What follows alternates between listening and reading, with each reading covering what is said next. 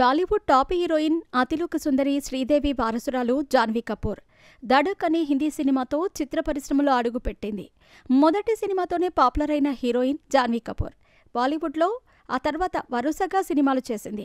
Janhvi craze చూసి దక్షిణాది చిత్ర పరిశ్రమ స్వాగతం పలికింది. అతిలోక సుందరి వారసురాలిగా దక్షిణాదిలో తొలి చిత్రం దేవరలో ఎంట్రీ ఇచ్చింది. తెలుగులో మొదటి సినిమా అయినా ఎన్టీఆర్ సరసన జాన్వీ కపూర్ నటించటం సినిమా బ్లాక్ బస్టర్ హిట్గా నిలిచింది.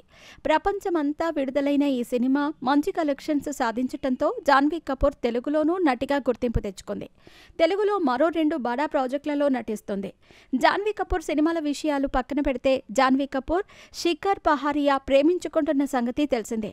తాజాగా ఇద్దరూ కలిసి ఉన్న ఫోటోను సోషల్ మీడియాలో షేర్ చేసింది జాన్వీ కపూర్. ఆ పోస్ట్ చూసిన వారంతా ఆమె గురించి కామెంట్స్ చేస్తున్నారు.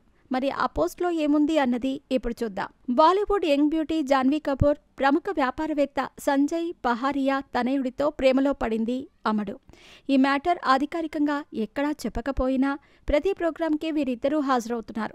ఇటీవల అంబానీ ఇంట్లో జరిగిన పెళ్లి వేడుకకు జాన్వీ శిఖర్తో రావటం మనం చూసాం.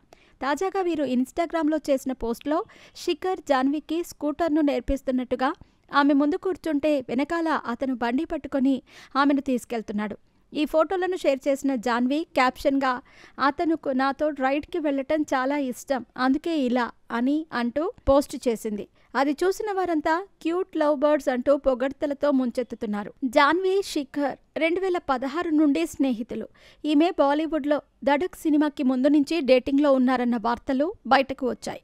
కొన్ని కారణాలతో వీరు విడిపోయారని కూడా అప్పట్లో అనుకున్నారు. ఆ తర్వాత 2022లో మళ్లీ ఇద్దరూ కలిశారు.